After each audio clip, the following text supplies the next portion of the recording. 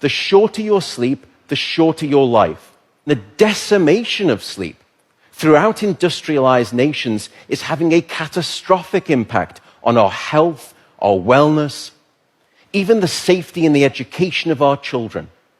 It's a silent sleep loss epidemic, and it is fast becoming one of the greatest public health challenges that we face in the 21st century. The disruption of deep sleep is an underappreciated factor that is contributing to cognitive decline or memory decline in aging, and most recently we've discovered in Alzheimer's disease as well. There's a structure that sits on the left and the right side of your brain called the hippocampus. It's very good at receiving new memory files and then holding on to them. Yet in those people who are sleep deprived, we actually couldn't find any significant signal whatsoever. Without sleep, the memory circuits of the brain essentially become waterlogged, as it were, and you can't absorb new memories.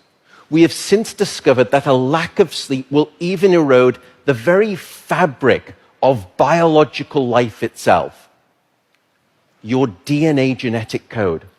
So here in this study, they took a group of healthy adults and they limited them to 6 hours of sleep a night for 1 week.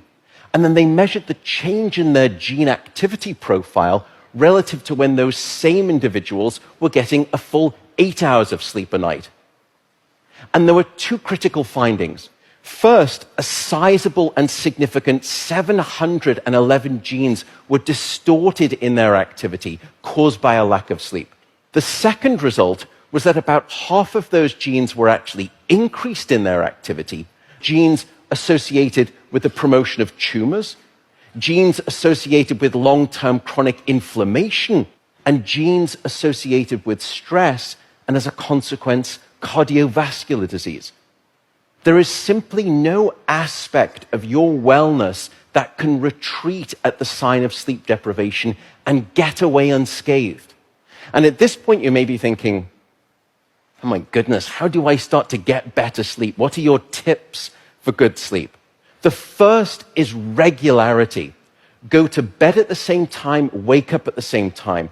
No matter whether it's the weekday or the weekend, regularity is king. And it will anchor your sleep and improve the quantity and the quality of that sleep. The second is keep it cool. Your body needs to drop its core temperature by about 2 to 3 degrees Fahrenheit to initiate sleep and then to stay asleep. And it's the reason you will always find it easier to fall asleep in a room that's too cold than too hot. So aim for a bedroom temperature of around 65 degrees or about 18 degrees Celsius. That's going to be optimal for the sleep of most people. Sleep, unfortunately, is not an optional lifestyle luxury. Sleep is a non-negotiable biological necessity. It is your life support system. And with that soapbox rant over, I will simply say good night, good luck, and above all, I do hope you sleep well.